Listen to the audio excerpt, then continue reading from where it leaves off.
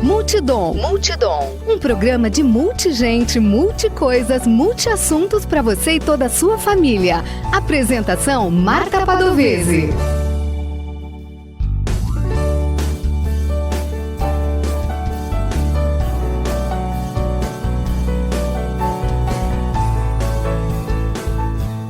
Olá! Eu sou Marta Padovese e apresento o programa Multidom na Rádio Webdom.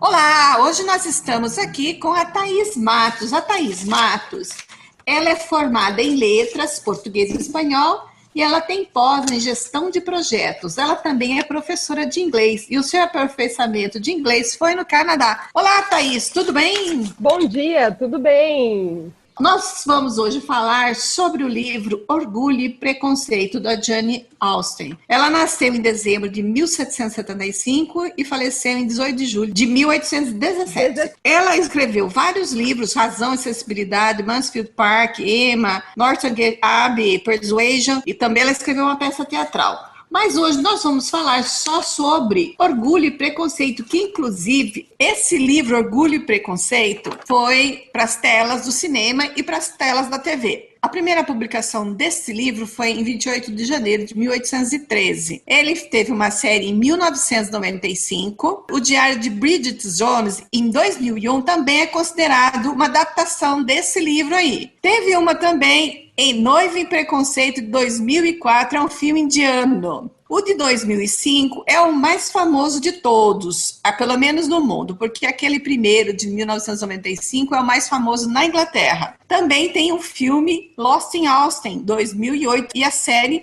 The Lizzie Bennet's Diaries, 2012. Nossa, quanta coisa! Teve essa Outland, 2013, Death Comes to Pemberley, 2013, e 2016, Orgulho e Preconceito e Zumbis. Esse foi o máximo, né? E pesquisando, eu descobri que tem uma novela no Brasil que chama Orgulho e Paixão, de 2018, da Rede Globo, que é com o Tiago Lacerda, também baseada nesse livro. Olha que interessante, esse livro realmente é muito famoso. O nome que a Jane Austen deu primeiramente para ele foi Primeiras Impressões. Depois ela mudou e achou que era melhor Orgulho e Preconceito. Então nós vamos falar sobre Orgulho e Preconceito, de Jane Austen.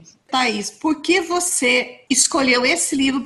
Esse livro, ele é um clássico, né? Como você já mostrou aí, tem tantas adaptações, inúmeras adaptações para a TV, e foi um livro que marcou bastante. Ele é muito marcante na literatura inglesa. É o favorito aí de muita gente, e ele é o meu favorito. Se a gente for pensar, né, no cenário que ela foi escrita lá, né, ainda, né, no fim dos anos 1700, começo de 1800, era uma sociedade em que a mulher, a única coisa ali, né, que ela poderia fazer era casar. Se ela não casasse, ela às vezes não ia ter nenhum sustento para sua família. Era como se ela não casasse, ela ia morar na rua. E a Jane Austen, ela faz uma crítica sobre isso. No tanto que a Elizabeth, né, que é a personagem principal desse livro, ela fala que ela só vai casar se ela encontrar alguém com quem ela ama. Senão, ela falou, não, eu vou virar solteirona, não tô nem aí pra isso, mas se não for alguém que eu realmente goste, eu não vou casar. Se não tivesse, né, algum irmão, algum familiar que sustentasse ela não teria ninguém. Ela não podia trabalhar, porque ela estava numa classe social em que as mulheres eram criadas para serem esposas. Que haviam classes mais baixas, né, como mulheres que eram criadas, tinham as governantas e tudo mais. E ela tem uma situação complicada porque o pai dela não tem um herdeiro na família. O pai dela teve 5 filhas. Então, toda a herança dele vai para um sobrinho dele, que é o próximo homem na sucessão ali. Se o pai dela morresse e nenhuma delas estivessem casadas, elas iriam para a rua. E aí é por isso que fica tão rebelde ali a decisão da Elizabeth de não se casar, a não ser que ela gostasse da pessoa. Você gostou realmente mais desse livro, principalmente por causa dessa razão, dessa defesa dela, da Jane Austen, em cima dos direitos que a mulher deveria ter Isso, exatamente. No tanto que no fim, né, a Elizabeth acaba se casando, mas ela se casa da forma que ela realmente gostaria. Então ali é uma vitória, assim. A gente vê a Elizabeth defendendo os interesses dela, numa época que ela não teria ali tanto direito de defender, e ela recebe uma recompensa por isso. Ela consegue o que ela estava desejando. Por isso que eu gosto tanto dessa história.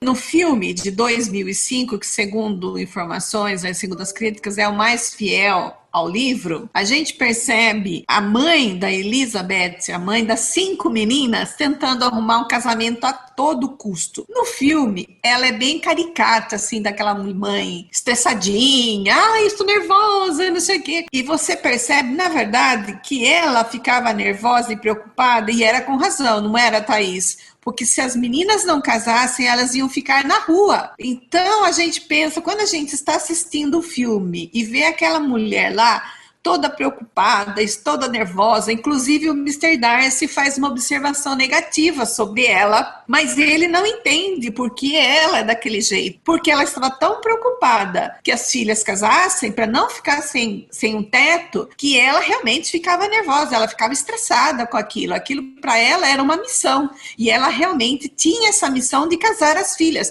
Na cabeça dela, a principal missão era: eu preciso casar minhas filhas, senão elas não vão ter um teto. A gente não consegue pensar bem na hora que está passando o filme, só depois que você vai analisar por que essa mulher é tão preocupada em casar as filhas. Mas o Darcy, ele não entende isso, porque ele não tem esse problema. Ele é rico e ele é homem. Então, ele não tem esse problema. Por que ele vai pensar? Aquela mulher é histérica. Você acaba não gostando dessa personagem. Quando você entende o que ela está fazendo, ela estava coberta de razão. Sim, no filme, inclusive, tem uma cena que ela fala para Elizabeth: no dia que você tiver 5 filhas, você vai entender o que eu estou passando. É uma personagem que a princípio, a gente não consegue se identificar, porque ela confronta muito, né, com a Elizabeth, só que, como você mesmo pontuou, ela estava certa, porque ela queria proteger as filhas, ela queria ver as filhas bem, e a única solução que tinha naquele momento de ver as suas filhas bem era que elas se casassem ali, né, com alguém que pudesse dar o sustento para ela. E a outra coisa, assim, que eu vejo muito marcante é que os homens, naquela sociedade, não era concebível para eles alguém recusar um pedido de casamento. Ele olhava lá e ele falava assim: não, olha, eu tô te dando uma casa aqui, tô te dando proteção, por que você vai recusar um pedido de casamento? Você pode morar na rua se você não casar comigo. E isso é muito chocante para eles ali, né, naquela situação. É porque a Elizabeth, ela rejeita o primeiro pretendente dela. Nesse livro, a Jane Austen, ela realmente fala das diferenças da camada social e como elas não deveriam se misturar. Isso era muito importante também na época, não era, Thaís? Sim, a gente vê a situação do pai da Elizabeth ali, a gente nota que eles tinham algum dinheiro, né, porque eles tinham uma propriedade, essa propriedade era o que gerava o dinheiro ali para eles, só que eles eram meio que uma classe média ali, eles não chegavam a estar na aristocracia. E aí, para alguém mais aristocrata, se casar com uma pessoa ali dessa classe média era visto como algo ruim, porque as pessoas tinham que se casar com pessoas da mesma classe. Pessoas até colocavam que se você se casasse com alguém de uma classe menor, você ia ser prejudicado, as outras pessoas não iriam querer falar com você. E aí esse é um impasse ali, né, que o Darcy passa muito tempo refletindo sobre isso. O nome Orgulho e Preconceito. Os dois tiveram orgulho e preconceito. A Elizabeth parece que é a que mais tem preconceito. E o Darcy é o que mais tem orgulho. Mas chega uma hora em que os dois trocam. Exatamente. A maior parte dos teóricos, eles colocam exatamente dessa forma.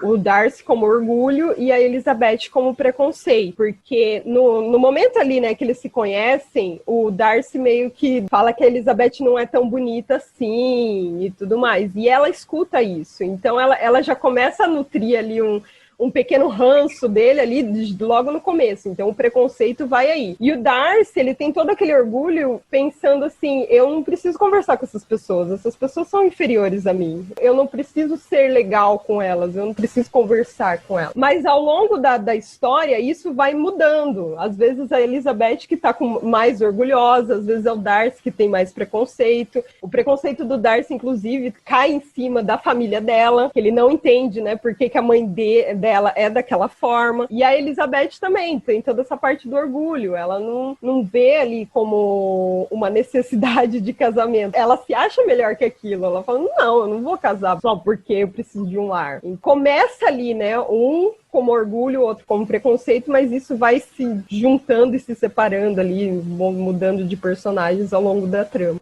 E eu acho que o maior problema era esse, orgulho e preconceito, de todos. Com exceção, acho que do pai dela, pelo menos parece ser uma pessoa mais razoável, mas a maioria ali tem algum problema. Isso é muito visto em outros personagens, como a tia do Darcy, né, que é a Lady Catherine. Ela mostra isso muito claramente, que ela se sente superior, e por ser superior, ela acha que ela pode palpitar na vida de todo mundo. Todo mundo deve fazer o que ela está falando. Ela foi educada daquela maneira, você consegue entendê-la, não que você aprove o que ela faz. Para ela, aquelas verdades que ela fica vomitando ali todo momento, para ela aquilo é verdade mesmo, ela acredita naquilo e ninguém vai tirar isso dela. Para ela isso aí é muito importante, essa não mistura de classes sociais. Essa coisa do livro que é legal, que ele mostra aqueles personagens que eles pensam e faz você pensar também. Sim, a construção dos personagens, ela é muito interessante, porque você vê ali todo mundo naquela sociedade ali, né, daquela época, muito plausível. Você acredita naquelas pessoas como se elas existissem, como se fossem pessoas reais, porque elas são muito bem montadas.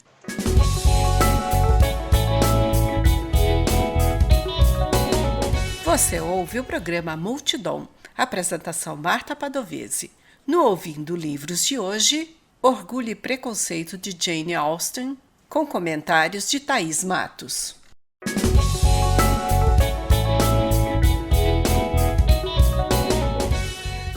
A Jane Austen, ela escrevia muito bem, pena que durou pouco, não? Sim, com certeza. Inclusive, eu já li em inglês e eu acho, assim, dentro de livros clássicos, eu acho que o Orgulho e Preconceito, ele é muito tranquilo de ler. Mesmo no original, né? Mesmo quando você está lendo numa língua estrangeira. E é uma leitura que flui. Então, você começa a ler ali, você vai se envolvendo com a história de uma maneira que outros livros clássicos não trabalham dessa maneira, né? Eu percebo que esse livro, ele é o favorito de muitas mulheres. Você acha que isso se deve a quê? Eu acho que pelo esse ponto aí, né, essa precursora do feminismo, né, que foi a Jane Austen, né, ela vem antes do movimento, ela não estava envolvida com nenhum protesto, nem nada daquela época, mas ela já tinha essas ideias de que alguma coisa ali não estava certa. Por que a vida da mulher estava, tipo, fadada a ser somente daquela forma, né, só pensando ali no casamento, sem pensar ali nas necessidades dela e sem fazer coisas que ela achasse que fossem interessantes. Então eu acredito que isso chama atenção bastante para as mulheres. E também a questão do romance, né? Porque no fim é um romance. E aí você tem uma história de uma redenção, que é uma pessoa ali que achava que tinha uma opinião e ele vai reconstruindo a sua opinião, né? O Darcy vai reconstruindo a sua opinião ao longo do livro. Então a gente vê o amadurecimento dele. E eu acredito que isso é que faz ele ser tão amado da forma que ele é. Você acredita que o Mr. Darcy tem fãs ao redor do mundo também? Sim, com certeza, com certeza. Tem uma estátua que eles fizeram para aquele filme de 2005 e ela está exposta em algum museu, acho, na Inglaterra, e ela tem uma etiqueta lá falando, não beije. Está escrito lá, do not kiss. Então eu imagino que alguém já tentou beijar a estátua para ter uma mensagem falando não beije. Ainda nos dias de hoje, ele é um objeto de amor das mulheres. Nos dias de hoje, você acredita nisso mesmo ou não? Você discorda dessa opinião? Eu ainda acredito, até alguns grupos de discussão, alguma coisa assim, coisas nesse sentido que eu já participei, sempre tem essa idealização do homem baseado no Mr. Darcy. Além dele ser rico, ele considera os pontos que a Elizabeth fala de falhas que ele faz. Ele vai atrás de melhorar essas falhas. Então, é um homem que para e escuta o que essa mulher tem para dizer e trabalha em cima disso. Então é isso que faz ele ser tão adorado ali, tão idealizado pelas mulheres. Porque você espera alguém ali que te escute, que te apoie, que considere o que você tem para falar. E ele apoiou a Elizabeth em certos momentos. No começo, não, quando ele teve problemas com a irmã dela, que ele considerava a irmã dela vulgar. Depois, lá na frente, ele teve essa volta de pensamento e ele acabou apoiando a irmã dela quando precisou. E é legal a gente ressaltar que esse apoio ele faz sem saber se a Elizabeth vai corresponder alguma coisa ali para ele. Ele faz ali naquele momento, eu não quero que ela tenha uma vida tão ruim. É mais ou menos nesse sentido. Ele fala assim, eu não quero que ela seja marcada por algo que a irmã dela fez, que não foi ali tão bem pensado. Para quem você recomenda o livro Orgulho e Preconceito da Jane Austen? Todo mundo que se interessa por literatura, eu acredito que esse seja o da lista ali, você precisa ler Orgulho e Preconceito. Além disso, pessoas que gostam de romance, porque você tem um romance ali muito bem montado, muito bem retratado. Pessoas que gostam de histórias ali com finais felizes. Aliás, todas as histórias da Jane Austen, elas têm um final feliz, né? Tipo, dependendo ali do que aconteceu, mas ainda assim é um final ali que você fica feliz, que você fala assim, ai, dá um abracinho ali, dá um conforto no coração. A Jane Austen mesmo não teve um final feliz, porque ela não se casou com a pessoa que ela amava e ela não conseguiu, não teve nenhum outro pretendente. Aquele a quem ela amava resolveu casar com uma pessoa mais rica. Então ela não teve o final feliz dela. Se você acredita que ela realmente, nos livros que ela escreveu, onde todos os finais eram felizes, ela fazia essa redenção dela por meio dos seus livros? Eu acredito que ela fez essa redenção aí, e é interessante pensar que ela coloca essa parte também nos livros de que você quer ser feliz, mas você também tem que ser feliz com o pé no chão. Também não adianta você casar com um pobretão que você não ter ali como se manter, né? Alguns outros livros dela acabam pontuando isso mais do que o Orgulho e Preconceito. Apesar de Orgulho e Preconceito mostrar, né, no momento ali que ela ainda está interessada ali no Wickham, ela meio que fala assim, não, eu não posso me casar com ele porque ele é um oficial ali, ele não tem tanto dinheiro. É uma felicidade ali, é um final feliz, mas um final feliz com o pé no chão. E ela passou isso, né, nos livros dela. Ela sabia que ela não teve o seu final feliz, mas ela também não queria um final feliz ali muito fantasiado. E é por isso, né, que de todos os livros dela, o mais amado é Orgulho e Preconceito. As pessoas gostam mais de Orgulho e Preconceito. Eles gostam mais de Orgulho e Preconceito por causa da Elizabeth Bennet ou do Mr. Darcy? Ou ambos? Eu acredito que ambos, porque a Elizabeth é uma das melhores heroínas da Jane Austen. Ela se mantém na sua opinião o tempo todo. Ela tem menos falhas e as falhas que ela tem, ela consegue se redimir ao longo da história. E é a mesma coisa para o Mr. Darcy, né? As falhas dele, ele também se redime aí ao longo da história. Então eu acredito que os dois, eles são os mais amados. Em sua opinião, por que o livro é o preferido de muitos? Considerando, né, por que ele é tão querido, assim, até por mim, eu diria, né, que a Elizabeth, se você pega as descrições dela, ela não é a mais bonita, ela não é a mais culta, ela não é a mais inteligente, ela é gente como a gente, então é muito fácil você se identificar com a Elizabeth na situação ali, você consegue se colocar muito fácil no papel da Elizabeth, até diferente de outras protagonistas da Jane Austen. É por isso que também o livro faz tanto sucesso, porque você se identifica muito fácil com ela, você vê ela levantando seus pontos ali, né, lutando pela opinião dela, e ela recebe uma recompensa no final. Então, assim, é o que a gente quer. A gente quer defender a nossa opinião e no final ainda receber uma recompensa por isso. Thaís, eu agradeço aí você por aceitar fazer parte do nosso programa Ouvindo Livros aqui da Rádio Dom. Muito obrigada. É um grande prazer aí discutir livros. Fico muito feliz aí pelo convite e até. Tchau.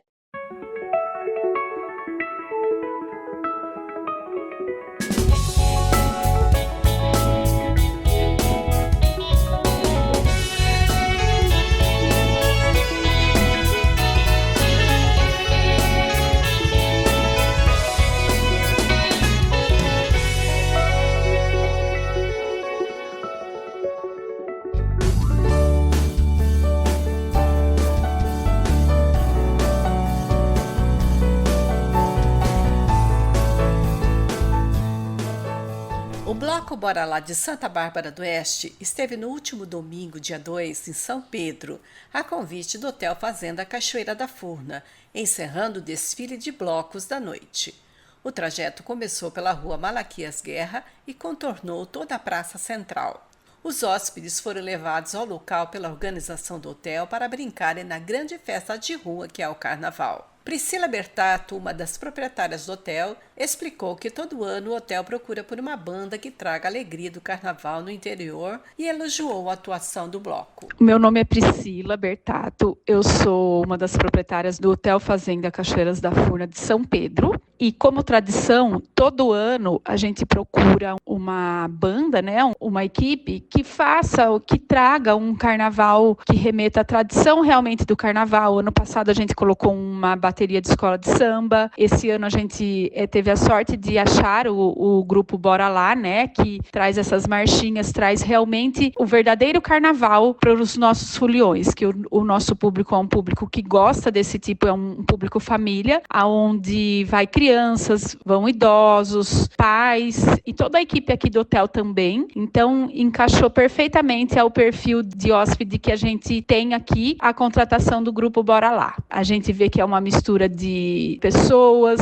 tem todo o respeito de todos ali, né? Então, foi uma festa bem bonita. Nossos hóspedes, nós tivemos um feedback muito positivo de todos. A gente fez 250 abadás. Nós temos uma média de 120 hóspedes, mais nossos colaboradores e alguns amigos aqui da cidade de São Pedro participaram do bloco também. Foi uma festa linda, com muita energia, com uma energia muito positiva, onde todos aproveitaram e conseguiram ver o que realmente é o carnaval do interior, o que realmente é uma festa de verdade, com muito respeito entre todos. E a gente só tem a agradecer a todo o empenho aí do bloco, o empenho do pessoal do som, as meninas que organizaram, Kelita e Mariana, que deram o melhor delas aqui pra gente fazer um carnaval lindo. E se Deus quiser, vai ser uma parceria de muitos anos.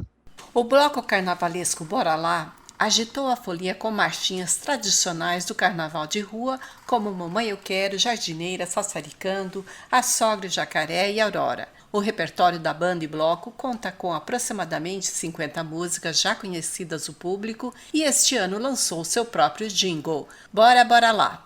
Mariana Dalacqua Fadim, da coordenação do bloco de carnaval, comentou sobre a participação. É o 5º ano que o bloco vai para a rua e pudemos ver a alegria das famílias, das crianças, um carnaval saudável, gostoso, ao som das nossas queridas marchinhas. Mais de 5.000 foliões estiveram presentes na Praça da Matriz em São Pedro. No sábado, dia 1º, o bloco Bora Lá, com grande animação, também marcou presença no Carnaval de Santa Bárbara, saindo da Praça Dona Carolina e percorrendo a Avenida Monte Castelo até a Praça Central.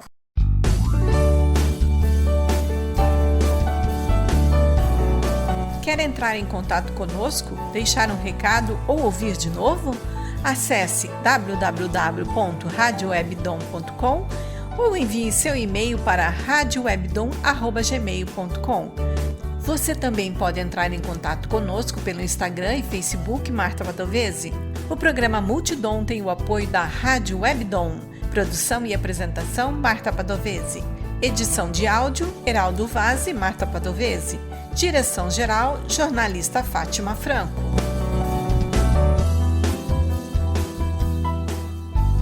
Você ouviu pela Rádio Web Dom o programa Multidom.